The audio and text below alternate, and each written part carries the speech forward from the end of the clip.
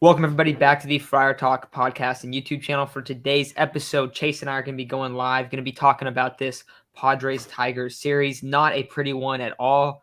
Going to be talking about Taylor Rogers probably quite a bit, talk about how he blew 2 saves in this series, and we both believe, and Isaac believes as well, that the Padres should rock with a closer by committee. So, Chase, what do you feel about this team right now? And specifically, what do you feel about this bullpen and Taylor Rogers as a closer? I think we need some legitimate back end help. I mean, we saw the game yesterday. Rogers sucked yesterday too. Didn't make it any better. It was a really close game. We squeaked by just because of the amount of runs we scored in the 10th or the ninth. And then same thing happens today. Taylor Rogers blows it. And it's kind of like, okay, what we saw yesterday kind of warranted not seeing Taylor Rogers again in the ninth today. And Adrian Mortejon hasn't pitched in the past 2 or 3 games. Maybe throw him out there. I mean, the last time he was out there, I think he struck out 3 of the 5 batters he faced, which is incredible numbers. And you can look at him in a Josh Hader type role. You want to get him all the experience he can, and he's not there. Luis Garcia did give up a run, and he's had some very, very scary innings when pitching the 8th and sometimes 7th innings. He's given up a few runs here and there. He's never really been consistent when he's come out for the 8th. We all thought, we got this lockdown guy, but, missing Jose Castillo, wondering why he still isn't up when you're obviously struggling with high leverage guys. Missing Robert Suarez, who was really coming into the MLB with his last few outings, but is now on the 60-day IL and don't know where he's going to be back because of his knee. Wondering where Michelle Baez is. Don't know if when Pierce Johnson's coming back because of his elbow issue. Mackenzie Gore just went down with another elbow, or just went down with elbow soreness. You had a chance to bring up Castillo for Gore. Don't know why he's not up. You had a chance to bring up Baez for Gore, wondering why he's not up. And you're just, okay, we're going to throw Rogers out there again. I know that this team, probably Bomo, because he's an older gentleman, an older manager, he probably doesn't want to do a closer by committee. But at this point, I think you kind of have to. Rogers is not a safe bet in the 9th inning. And the only time you want your closer to come out there every single time in the 9th inning is when it's a safe bet. If it's a Felix Bautista, if it's the kid from the Marlins, if it's Josh Hader, Devin Williams, one of those two. If it's one of those guys, you can throw them out there every single time in the 9th inning and be really comfortable that they're going to get that save. We don't have that. So I think you go closer by committee. You have a few guys in the minors that definitely deserve to be up. See what they got in the 9th inning. Because I think it's time that you look at Rogers and be like, yeah, I'm sorry, man. You cannot just take the 9th inning solely to yourself with the last few outings you've had. Yeah, I'm totally with you there. I think that might be why we haven't seen Bob Melvin implement that yet, but I think that we're probably going to see that starting in the Twin Series. Because if we look at Taylor Rogers' recent splits, so I'll go 7, 15, 30. I'll just do his ERA. 8.1 ERA in his last 7 games, 7.04 in his last 15, and 6.07 in his last 30. And his overall ERA is now up to a 4.35. So he's been probably struggling more than anyone in the bullpen. But then you also look at it and say, oh, well, we can't just move Garcia, who has the most experience in that role, because he hasn't been good either. I like the idea of Martinez being the guy that gets the next opportunity. I would also like to see Mortejon in there quite a bit. The big concern I have with Mortejon is that he just hasn't pitched a lot. So I don't have a lot of faith in him being able to go out two games in a series, right? I don't think he's able to pitch that much. So maybe it's more of a closer by committee. And say Rogers has really good numbers against the guys and has been looking better in a 7, 8 inning role, then maybe start tossing him back in there. But I think they need to give him a little time out from that. He doesn't really have a ton of experience in a closer's role. He's usually been a setup man throughout most of his career. I believe he actually said he was more comfortable in that role. So I think it makes sense to go closer by committee. I also don't think this is just I don't know. We haven't talked about it too much, but I feel like it's not a very reactionary take, just like this past series, because we've seen Taylor Rogers struggling for so long now. And we've talked about it in the past that it would probably be smart. I think we talked about it in the offseason, but I don't remember the last time we actually talked about closer by committee. But I think it's time that they kind of start looking at a little bit. I mean, we have even seen Martinez get a couple times where he's came out and pitched a few innings to get a save. But I expect him to be the guy that's out there next time. Robert Suarez is coming back from his rehab soon. I think he's going to get a couple opportunities. Now I know a lot of you guys listening don't want him to get those opportunities. He was little up and down, a little bumpy. So I don't know if he's going to go straight into that, but I would expect him to get a couple opportunities later on. You mentioned Morahone. Another thing too, Chase, we're expecting the Padres to make a trade for a reliever, if not one, then two, amid all these injuries because the deadline's coming around. And we had talked about, okay, well, maybe we'll see Suarez, Pierce Johnson, Drew Pomeranz all back before the trade deadline. Not looking like it because that is on Tuesday. So we are getting very, very close to the trade deadline. So tomorrow we'll have an episode out talking about different like bullpen options that could get traded for from the Padres perspective. And shoot, dude, maybe they actually go and trade for an arm like tomorrow or in the next couple of days because it's getting pretty close. I think it's time that if they're going to go get an arm, they might as well just go get one right now. So we'll talk about the specific arms a little bit, but I think closer by committee is definitely the move.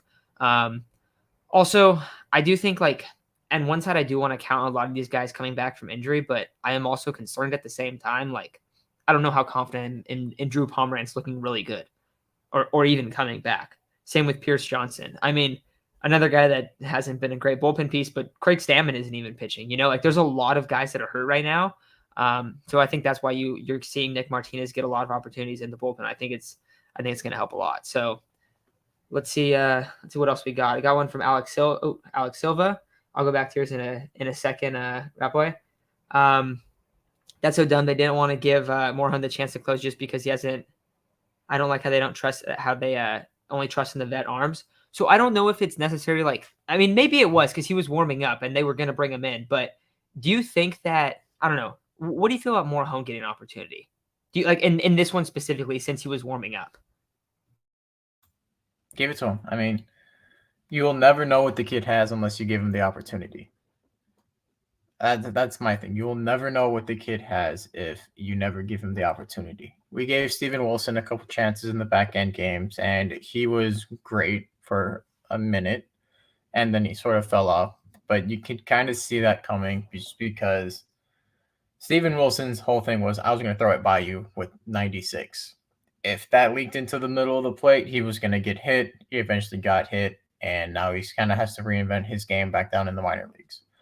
Morahone can go, oh yeah, catch this, and it's going to be a 99-mile-per-hour fastball with either a really good knuckle change or a sweeping slider that no one's really going to hit just because he has the stuff to do so.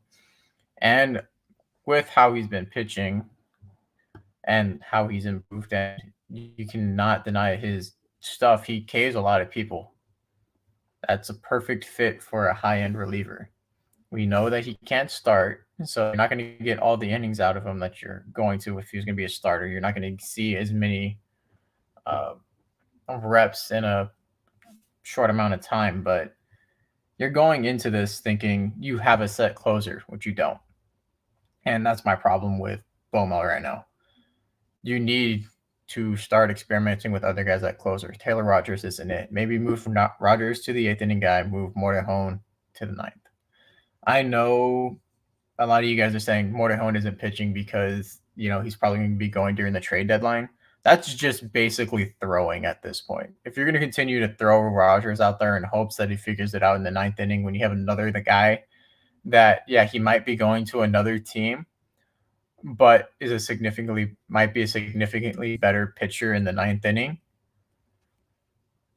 I would consider that throwing for no reason. You're losing games for no reason at that point.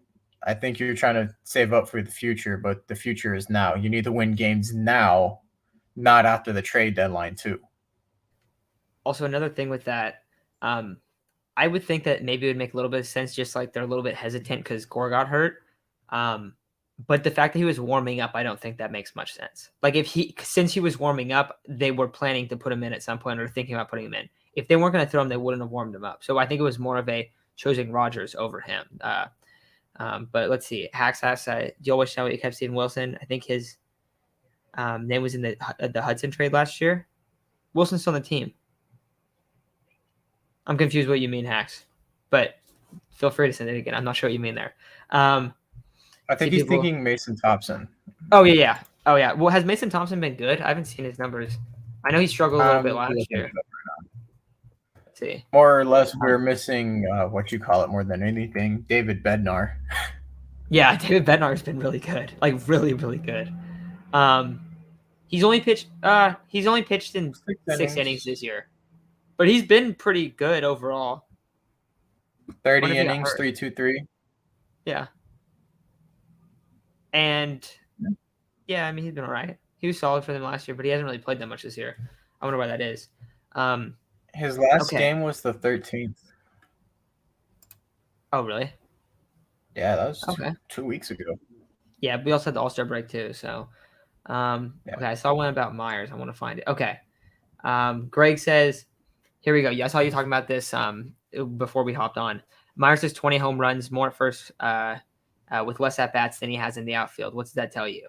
So, Chase, we were talking about Myers before we got on. Myers is expected to come back very soon. They've added like a couple days to his rehab start, just probably because he hasn't played that long and trying to get him a little comfortable. But he is expected to get some time at first base. He's been kind of playing all around, but he might play a little bit of first base for the Padres. So, Chase, you've been someone that's probably been advocating for him to get moved back to first base for maybe 2 seasons now. So Absolutely. You want to get into a little bit about the difference of having Myers at first base and in the outfield? Well, first of all, he was always much healthier at first base than in the outfield. He was more consistent hitter just because he didn't have to run around and worry about his defense and tracking balls. His defense was infinitely better than Hosmer's. I don't know how many times we saw Myers pick a really good ball or he make a legitimately diving play. None of this belly flopping crap Hosmer is.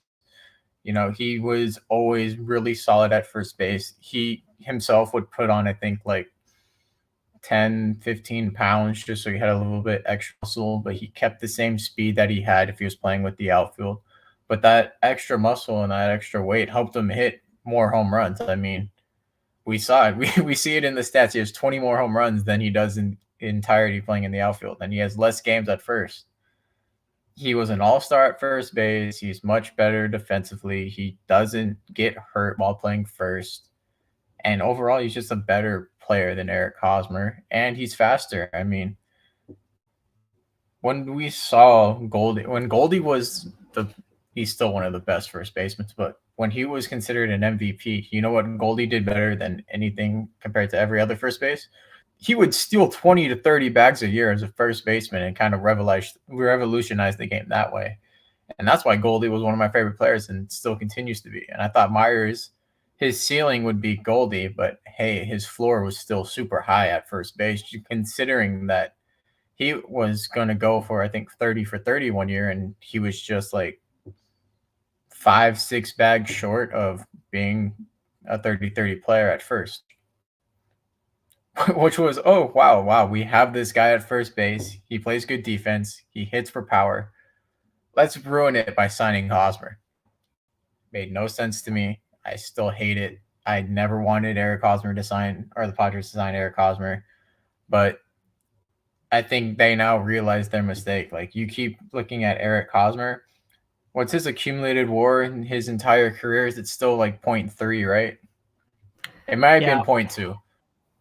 It's not very high. We're 5 years into his contract, and he has a 0.3 WAR, making probably close to 100 million so far. He's at 105 last time I checked. Yeah. Great signing. Also, everyone in here, you gotta hear me out here. So Chase and I were friends in high school, right? And I was just happy when they signed Eric Hosmer because I was like, Chase, they're spending money. Check this out. I remember texting you, and you were the most pessimistic person I texted that day because you're like, dude, I absolutely hate this. This is a stupid move, and you were so mad about it. I remember that back then, like the day he got signed, I was excited. But I do remember that because that was really funny, and I know that. And your reasoning was exactly about like, why would you move Myers if he's been playing like this? It doesn't really make any sense. And then what we saw Myers get banged up season after season after that. And look at this year. So let's see. We got some other stuff. Silva, don't leave Detroit without Chafin or Fulmer? I think Michael Fulmer could easily be a guy that they go after. Do you think that's potentially a guy? Or anyone on the Tigers? Yeah, I like Chafin a lot. I was kind of upset that the Padres didn't try to make a move for him last year or sign him because I believe he signed with Detroit as a free agent last year because he was on the Cubs. Michael Farmer, it really depends on how much is on his left is on his contract and how many years you'd have him because he might be a little bit more expensive an option. But I'm happy with both of them. But because I know the Padres and Michael Fulmer have been connected for a few years. I know that's one of Preller's guys that he was sort of liking when we were down on pitching. But the one guy that I would, if we traded for one reliever and that's the only thing we traded for, or just one reliever and that was the only reliever we traded for during the deadline. Personally, I wanted to be Felix Bautista from the Orioles. If you guys have not seen this man, he's absolutely disgusting. Reminds me of Kirby Yates, but this guy throws over 100 miles an hour and probably has a filthier splitter than Kirby Yates. And I know that's saying a lot.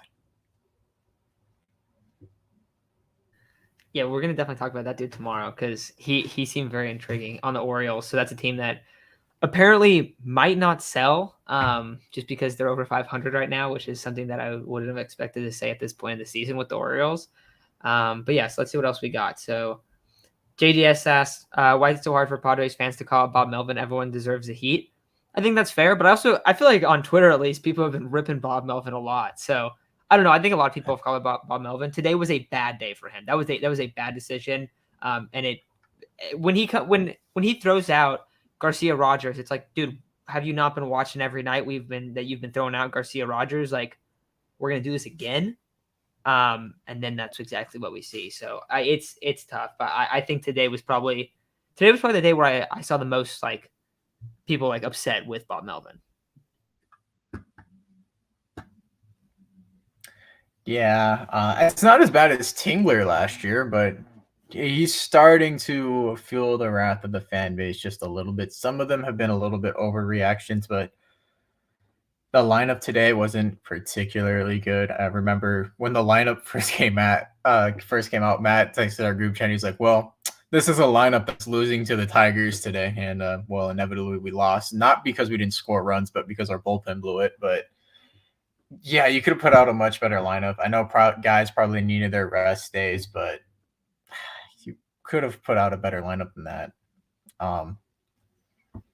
His bullpen usage has sometimes been very questionable. It was decent at the beginning of the year, but now it's getting to the point where, yeah, we keep making the same mistake over and over again. I don't always put Garcia again in the eighth inning when, it's a flip of the coin whether or not he's going to blow up for 3 runs or strike out the side. There's no in between. And then using Rogers back to back after he struggled yesterday, yeah, you can't do that. You can't do that as a manager that has this many years of experience in the MLB. Okay, I see a comment down here. Who is it? Where was it? Someone was talking about Garcia. Someone basically said, like, why do we shouldn't be ripping Garcia. Where is it? I'm losing it. Okay, Jeffrey says it. Oh, and then he said underneath, Rogers is struggling, not Garcia. So when and I looked at it, right? You're right, Jeffrey. Garcia has actually not been struggling. You look at the last 30 games, 3.68, last 15 also 3.68. Really weird that he has the exact same ERA for those spots. And then last 7, 2.84. However, I looked why I've probably been feeling a little bit of stress from Garcia. He has like a 1.4, almost 1.5 whip in the last 30, and it's felt like that a lot. So his whip's been super high, but he has been getting out of the jam. So you're right in terms of that, but I feel like it's just like every time I come up, like, oh, we got guys on second and third, one out. All right, Garcia, what are you going to do here? And then he strikes a guy out, and the next guy pops out. So he's been getting out a lot of the jams, but it's just been really, really stressful. And yeah, Weber also says under here has no control. But Jeffrey is right there. I mean, he hasn't been that bad, but I don't know how confident I am that his ERA is going to stay there and he's going to continue to be able to do that with a 1.4 whip. I mean, that's pretty high from a reliever, don't you think, Chase? Yeah. Like my one thing, like you mentioned it with Garcia, he kind of reminds me a lot of when Brad Hand used to close Padres. I don't know how much you remember Brad Hand closing on the Padres, but Brad Hand would come out into the ninth with like a 1 run lead. He'll give up a hit, he'll walk the next two, but then he'll strike out the side. He couldn't make a ninth inning game more stressful. Uh, thank God we got like as much as I love Brad Hand, he was a stressful guy to watch in the ninth inning. And Luis Garcia sometimes does that. And, he'll put guys on or he'll strike out two, give up a single, walk someone, and then strike out another guy. But he makes it stressful. And that's what we don't like as fans. We don't want our ninth inning guy to come out and do what Rodgers did the last two nights or do what Garcia sometimes does in the eighth inning where he'll get two outs and then struggle to get the last one until either bases are loaded or there's two guys on. It's just not a fun time. Yeah, and then Jeffrey also comes up here and says Garcia has a FIP of 2.71. So I mean, I guess that's definitely fair. I agree with you too. Like I think people rip Garcia a lot. I just kind of lately I just felt like he hasn't been playing that well. But apparently he has. So definitely wrong there. But I like the Brad Hand comparison, Chase, because yeah, I remember like dude. I think there was one game where he loaded the bases with no outs and ended up getting out of the game. Like they got a home to first double play and then he struck out the next guy and it was like that was the most ridiculous way to win a game by 1 run. But yeah, let's see what else we got here. Yeah, I mean, I like Garcia too. I mean, I think it's fine to keep him in the eighth inning spot or ninth inning, I guess. I mean, I guess you could just play it by matchup too. The Shark was stressing me out as a closer last year. Oh yeah, dude, he was scary because every once in a while it was just so much hard contact. That was the thing, and he's been bad this year too, or at least earlier in the season he was. Let's see what else we got. Chase, what else? What is he thinking about? Anything specific about this team? What about the bats? Anyone standing out? Anyone you're like, dude, I'm done with this guy? There's only one guy for me that I'm done with.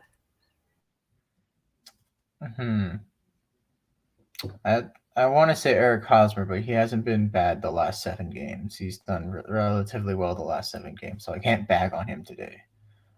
Probably Grisham, dude. I'm done with the Grisham experiment. He's still hitting 189 with a 621 OPS. I'm gonna assume like going back to last season, that's what over a 200 game sample size, if not more, of him hitting under 200 with a under 700 OPS. And oh my god, I don't know what happened to his defense this year, but I've never been more stressed with a center fielder watching baseball. Like I'll be working, and sometimes for some reason my work has Padre games, and I get to watch some of the games while I work. I remember uh, walking around doing my job, and then I look at the TV and I see Grisham spinning in circles trying to track down a fly ball, and I'm just like, what is he doing? The Trent Grisham of last year would probably never do this. What is he doing? Or the one in Colorado where he sprinted straight to the ball, looked like he was about to dive, and then didn't make any attempt to dive, and then just changed his angle, started jogging toward the center. I'm done with it, dude. Like, the guy can't even hit 200. I know he's about to be, or he's close to being the lead or team leader in home runs. That's nothing to be proud of. Like, we need a better center fielder. I know Ruiz is a like good stopgap until we trade for someone, hopefully, just because he doesn't hit the ball hard. Um, Outside of that, I don't really have. Oh, and since I didn't get to mention this in the last couple of videos or streams because I was there on vacation, but can't you guys stop slandering Alfaro, saying that Wilson Contreras is a much better upgrade than him? Like, guy has been like the heart and soul of the team. We saw what happened when you traded Franmil away. You act like Contreras is a significant upgrade to Alfaro. They have very similar stats. Alfaro has actually been very clutch for us in the ninth innings, eighth innings. He's gotten a lot of clutch RBI singles. I know he swings and misses at a lot of wild stuff, but at the same time, he's having a career year. He's similar, if not slightly better than Contreras at the plate, and he's faster than Contreras. He could play one more position than Contreras, and he's been a solid DH for us. So why trade him for Contreras? It doesn't make any sense. Alfaro also has a chemistry with the pitching staff, whereas Contreras would be coming in mid-season because we're already past 90 games with no chemistry on the team except you, Darvish. That's going to throw the pitchers in for a loop. Let's just disagree on that. Like, let's not do that just because I don't think that's a really smart move in any way, shape, or form.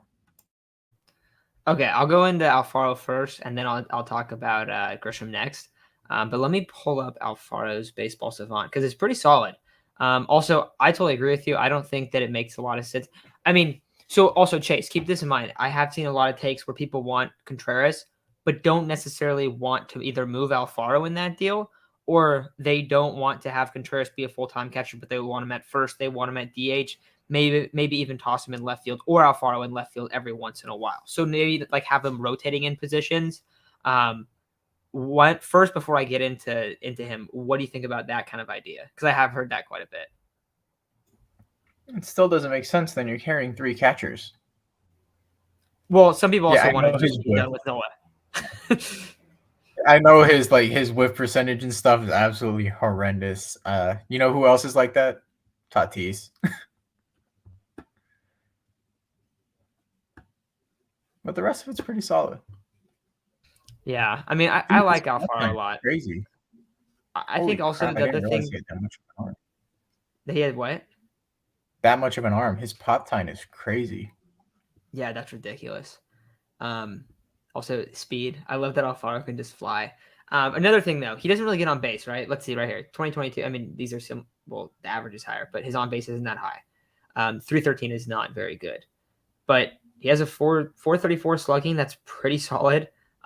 Especially when you look at the Padres lineup, that's pretty solid. And he's almost hitting 280. So he's also been a guy that's come up with a lot of clutch hits, a lot of big time knocks. We saw that again.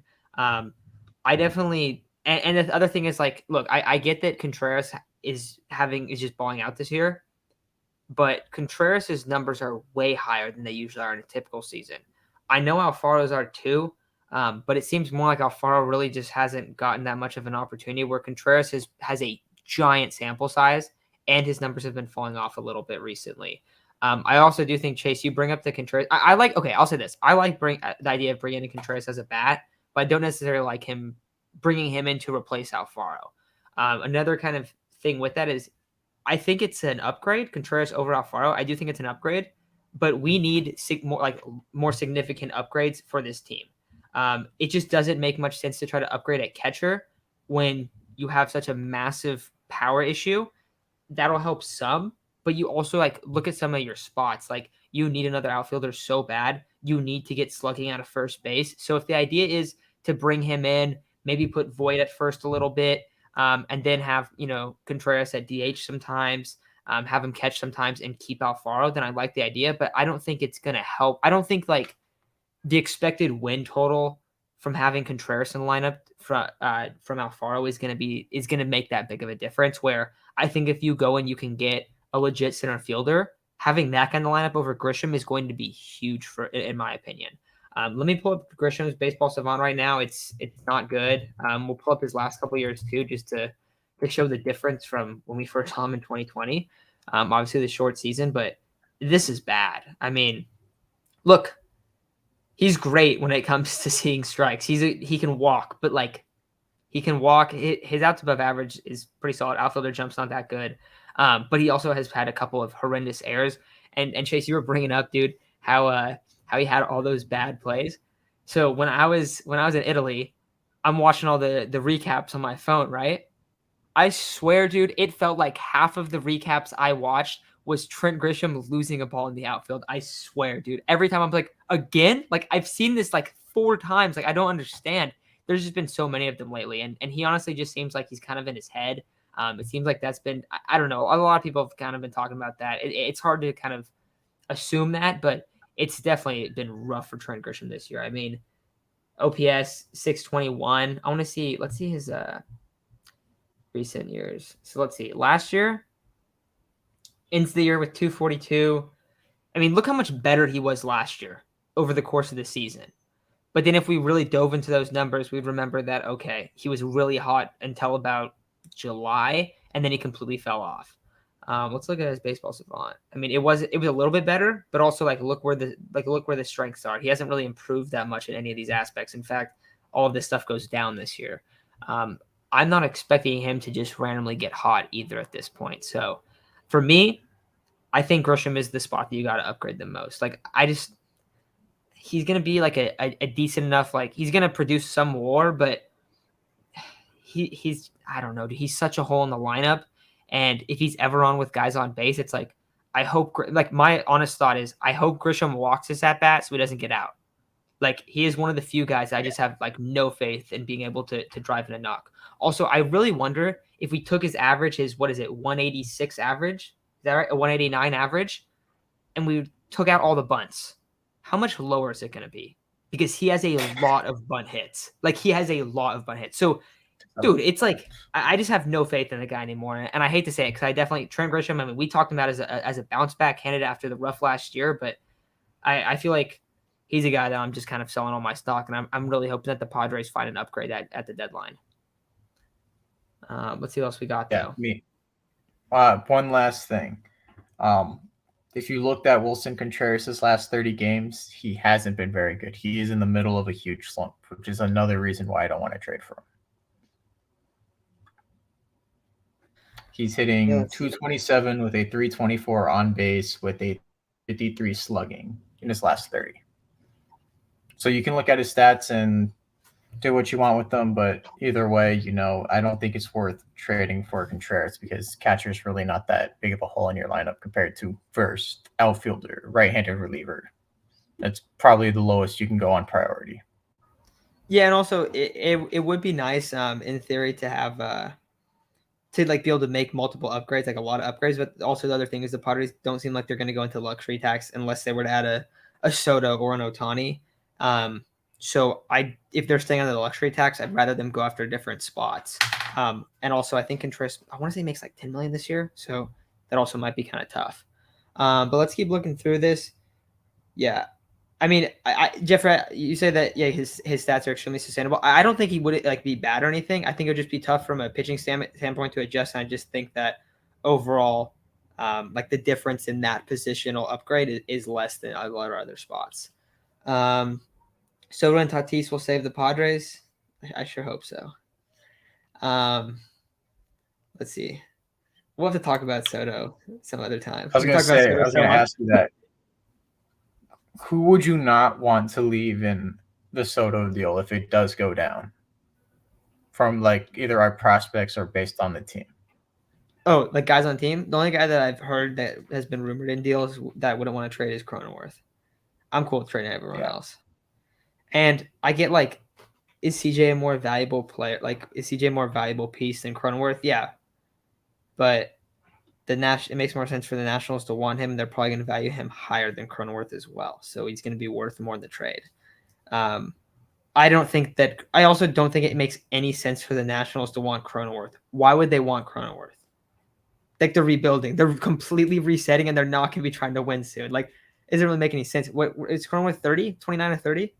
I just don't think it makes much sense to throw him in that deal. That'd be the only guy. But I think you're not going to see Gore in it, which makes the Padres' future rotation really nasty. So we're going to see them keep getting vets on one-year deals as Lesko and Gore are coming up. Snelling are all coming up.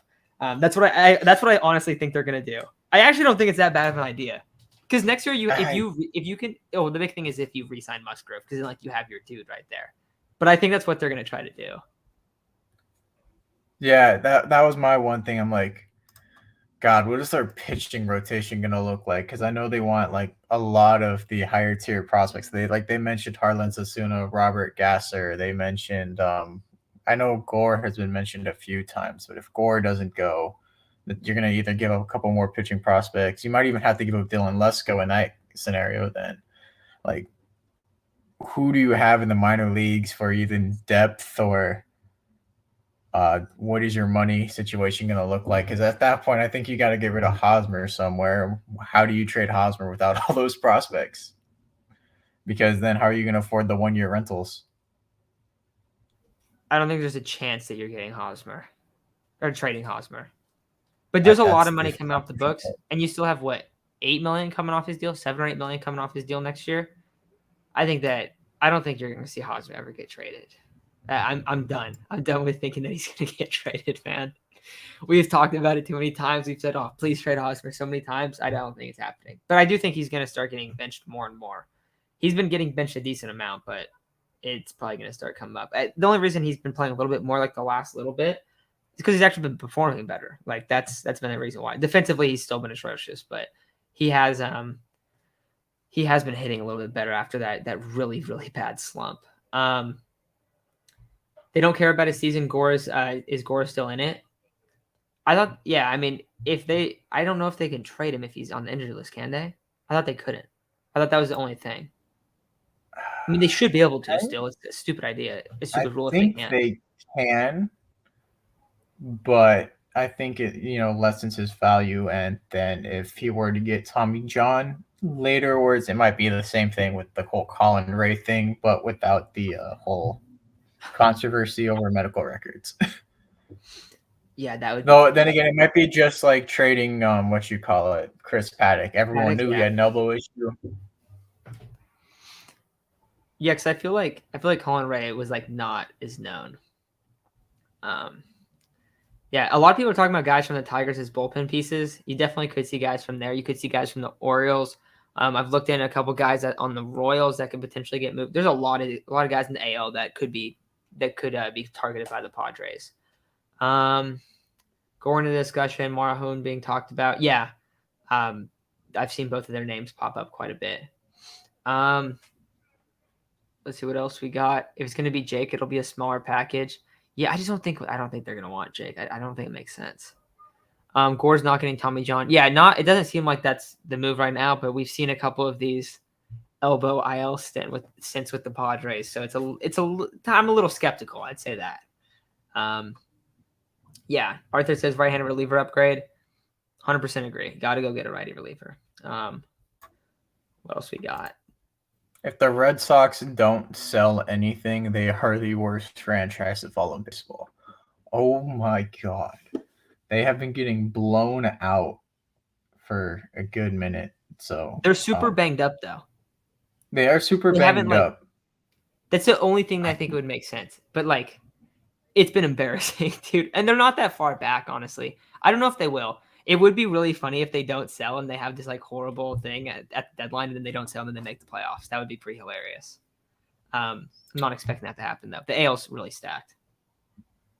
I think they said Bogarts and Devers were the only people that were safe from getting traded, though. I thought, if I remember correctly. Are they going to extend Bogarts then? I'm not sure. If not, I could have read that wrong. But I remember the Marlins saying that they were taking offers for Pablo Lopez. That's a crazy one. That would be a nice guy. So would you want the Padres to go after him, even though they already have a surplus of starters? It really depends on what Nick Martinez decides to do. I mean, if he decides, I can go make money somewhere else, it'd always be nice to have Lopez. But at the same time, if you trade for him and he has multiple years of control, you be like, okay, you know what? Sorry, Manaea. I know you like being on the Padres, but we get this guy for another year so we can let you walk and pay Musgrove a little bit more per year.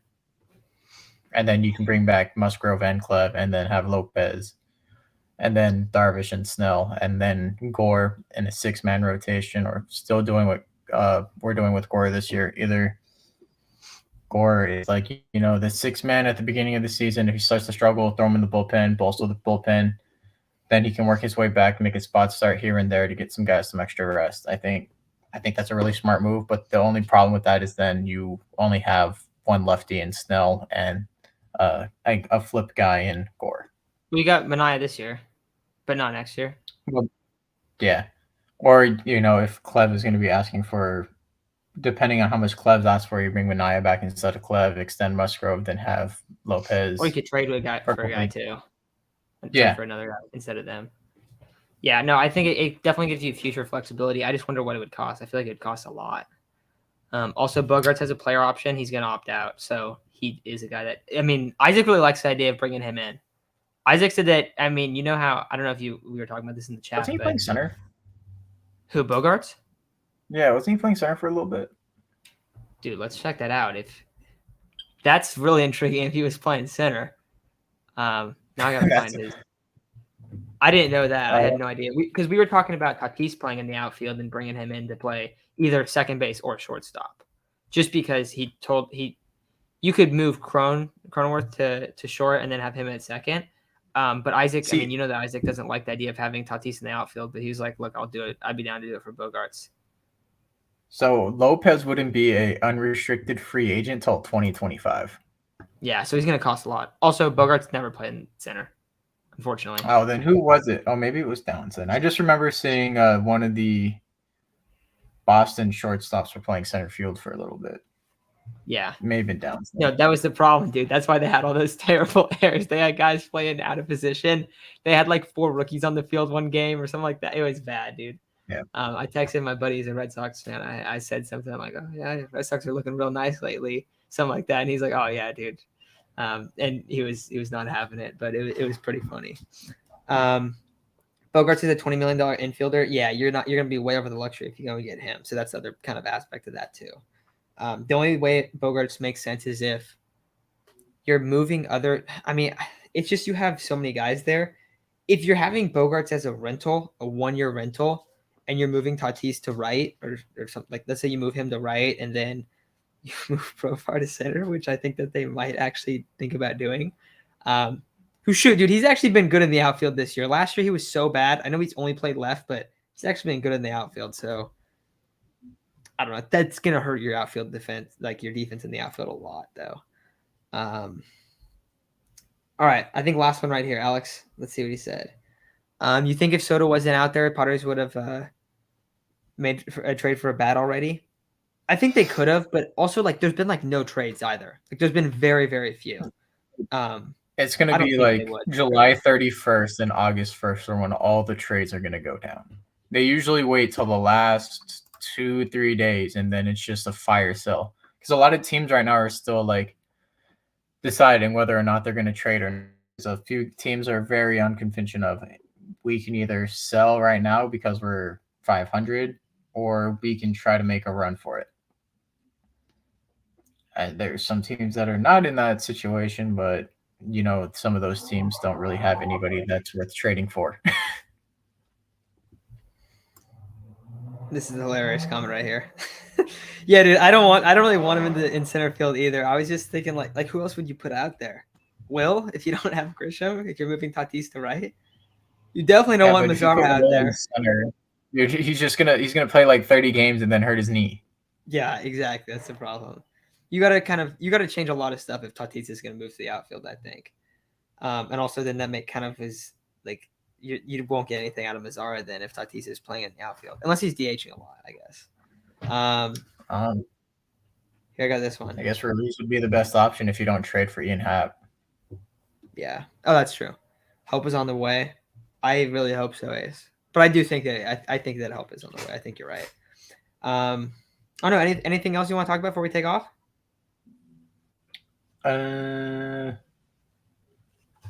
We shouldn't have lost against the Tigers. Hopefully we sweep the Twins. We need to start winning games that we should be winning and not losing to below average teams. But yeah. Oh, I feel like this is a similar conversation we had last year. Yeah. Yeah. I swear to God, if we losing to the Rockies and the Diamondbacks, we have 5 games against the Rockies. If we lose the series against the Rockies, that's when it gets that scary, will cement us where we don't deserve to make playoffs. Jesus, okay. man. I want to show one more thing before we take off. I didn't realize we didn't talk about the Twins, and I don't think we're going to do a preview for them. So just wanted to go over the matchups real quick. So tomorrow's an off day. Friday, we got Blake Snell coming off a string of good starts. You believe it, Chase? He's coming around against Joe Ryan. What? Oh yeah, he's gonna be back, dude.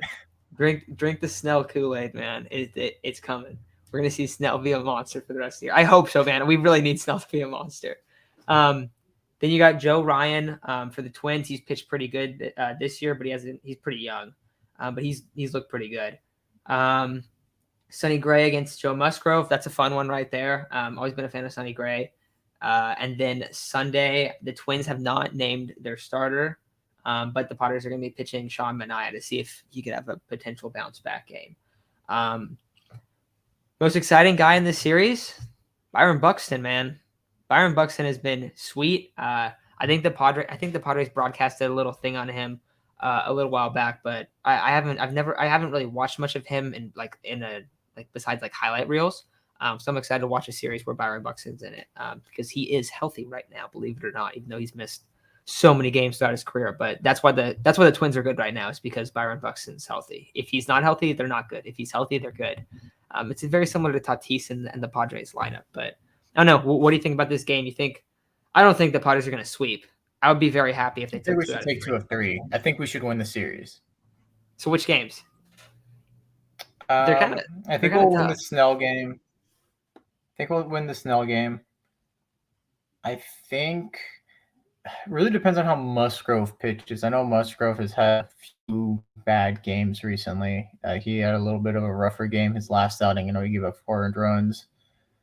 I say we should win the Musgrove one, and then I think we might lose the Manaea one. The thing with Manaea is he gets put into some weird situations where Bomel doesn't take out when he should. He kind of just lets him ride out there for another inning when it's obviously Manaea should have been pulled.